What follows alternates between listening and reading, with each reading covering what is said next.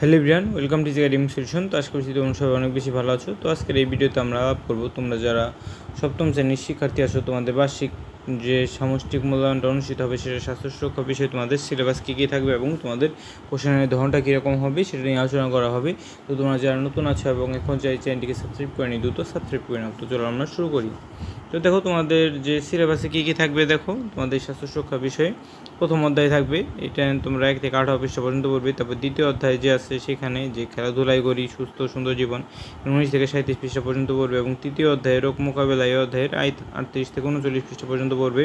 চতুর্থ অধ্যায়ে যে কৈশোরের আনন্দযাত্রা এখান থেকে 50 থেকে 68 পৃষ্ঠা পর্যন্ত পড়তে হবে। এরপর আছে বেড়ে উঠি মন ও মন, এখানে তোমার 69 থেকে 92 পৃষ্ঠা পর্যন্ত পড়তে হবে। এবং যে সপ্তম অধ্যায় আছে যোগাযোগ সঠিকভাবে প্রয়োজন প্রকাশ করে, এখানে 115 থেকে 134 পৃষ্ঠা পর্যন্ত পড়বে। এই ছিল মূলত তোমাদের টোটাল সিলেবাসটা, ঠিক আছে। তো তোমাদের শিক্ষণকালীন মূল্যায়নে থাকবে 30%, সামষ্টিক মূল্যায়ন 70%, এটা তো তোমরা সকলেই জানো। তো দেখো এরপরে তোমাদের যে শিক্ষণকালীন মূল্যায়ন যে 30 নাম্বার হবে সেখানে কোন কোন বিষয় থাকবে, দেখো তোমাদের শ্রেণীর বিভিন্ন কাজ করতে হবে, একক কাজ, দলগত কাজ। এখান থেকে তোমরা কাজের বিবরণীতে কোন কোন অংশ করতে পারো, ছকে 1, 2, 3, 4 পূরণ। এইটা পৃষ্ঠা 72 থেকে যে 73 পৃষ্ঠা, এখানে পাবে 15 নাম্বার। এবার অ্যাসাইনমেন্ট হিসেবে খেলা আচরণ পর্যবেক্ষণ যে পৃষ্ঠা 121 পৃষ্ঠা, যেমন যে যোগাযোগ সঠিকভাবে প্রয়োজন।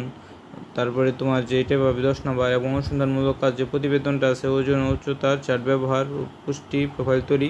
এখান থেকে তোমরা কি করতে পারো, দেখো 7 থেকে 9 পৃষ্ঠার যে আছে এখানে পাবে 5 নাম্বার, টোটাল তোমার 30 নাম্বার, ঠিক আছে। এরপরে তোমার যে কোশ্চেনের ধরনটা কীরকম থাকতে পারে, দেখো কোশ্চেনের ধরনটা নিয়ে এখন আমরা একটু আলোচনা করার চেষ্টা করি। তো দেখো তোমাদের নৈবেদিক প্রশ্ন থাকবে 15টা, এক কথায় উত্তর 10টা, টোটাল 25 নাম্বার।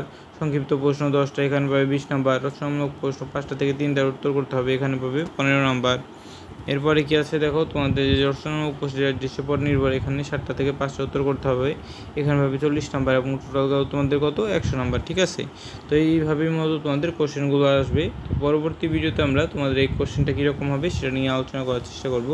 তো আজকের এই ভিডিওটি ভালো লেগে থাকলে অবশ্যই ভিডিওতে একটি লাইক এবং চ্যানেলটিকে সাবস্ক্রাইব করতে ভুলবেন। তো সবাইকে ধন্যবাদ জানিয়ে এখানেই শেষ করছি।